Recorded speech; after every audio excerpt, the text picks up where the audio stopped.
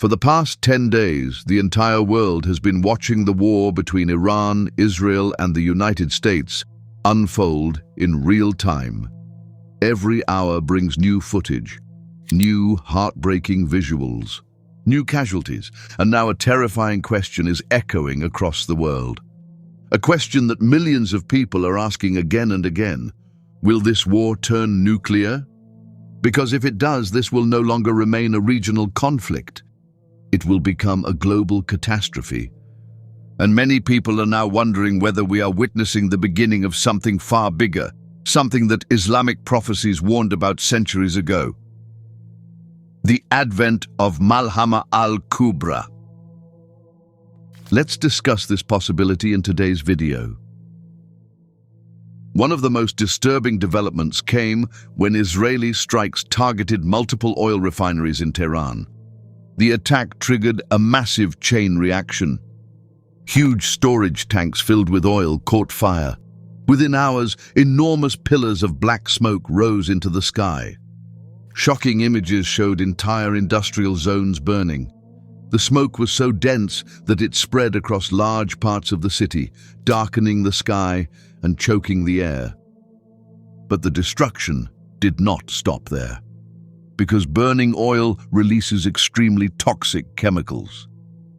Soon after the attack, reports began emerging that acidic rainfall was falling in areas around the refineries.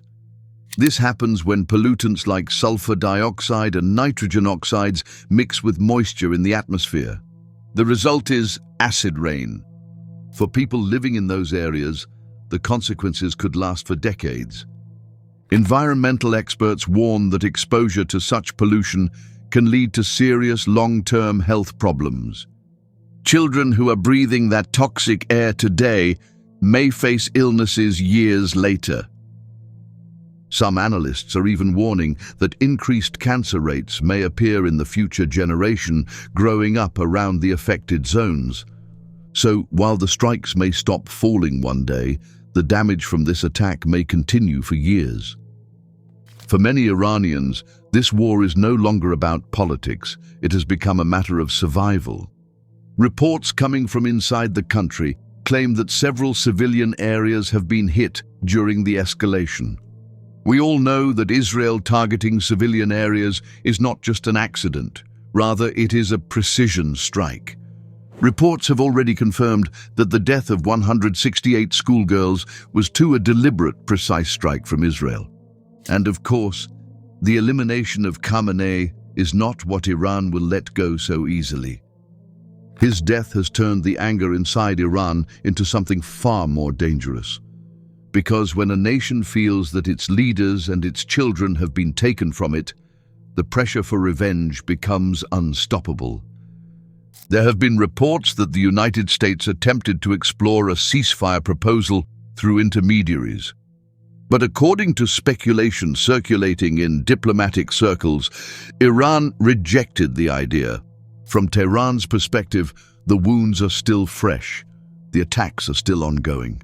The war was a huge miscalculation from Trump. He thought that Iran would fall within a couple of days, or maybe hours.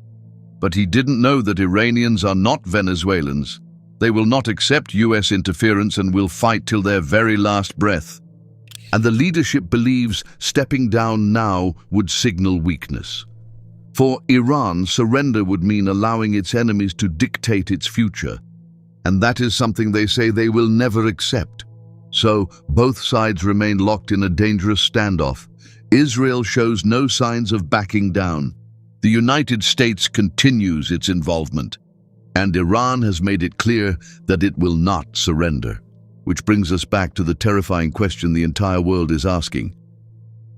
Could nuclear power be used? Israel is of course a nuclear power, and so is the US, but they didn't ever let Iran have one. For decades, the international community tried to prevent this exact situation, because once nuclear weapons enter a conflict like this, the consequences are unimaginable. One nuclear explosion in a major city would evaporate hundreds of thousands of people within minutes. Multiple nuclear exchanges could trigger something scientists call nuclear winter, a scenario where smoke and dust block sunlight and disrupt global agriculture. In other words, a nuclear standoff in the Middle East would not stay in the Middle East. It would affect the entire planet. US might be requesting for a ceasefire, but Israel won't ever, because this military confrontation with Israel is a dream come true for Netanyahu. He was advertising for it since decades, and he is still very wishful that this chaos will hasten the arrival of the Dajjal. He doesn't care of even Israel casualties. And it is also clear that Iran won't back down. Then what does this lead us all to? This will lead us to forever battle, the battle that will soon convert into the prophesied Malhama Al-Kubra. Prophecies of end times do speak about a massive war that will occur before the final signs of the Day of Judgment. Several hadith describe a time when massive alliances will form and many nations will be drawn into a devastating conflict. The Prophet Muhammad, peace be upon him, warned that the scale of this war would be unlike anything humanity had seen before. Some narrations describe how destruction would be so widespread that entire regions would be devastated. There is also a narration describing how death would become so widespread that even nature itself would appear overwhelmed. One narration often quoted in discussions about these events describes how a bird would pass over a battlefield and fall dead before reaching the other side, due to the sheer scale of devastation. Birds falling from the sky certainly implies that the last battle will be a nuclear one. Even animals, birds and plants won't be spared from its horrors.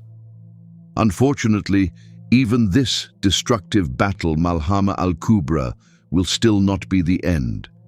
It is only the beginning of a sequence of events. After this great war, the world will witness the emergence of Imam al-Mahdi. Then the greatest trial in human history will appear, Ad-Dajjal, the false Messiah, and eventually Prophet Isa, alayhi salam, will return to defeat him. It is impossible to ignore how tense the world has become.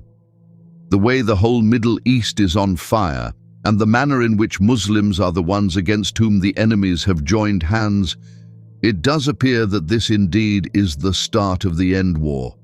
Nuclear powers are on edge, military alliances are shifting, and Satanists are working behind closed doors to escalate the situation.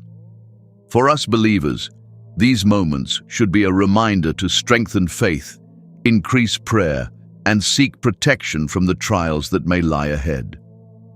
This is the time to invest in your Iman and let go of worldly life. As the Iran-Israel war enters its 10th day, the world stands at a dangerous crossroads.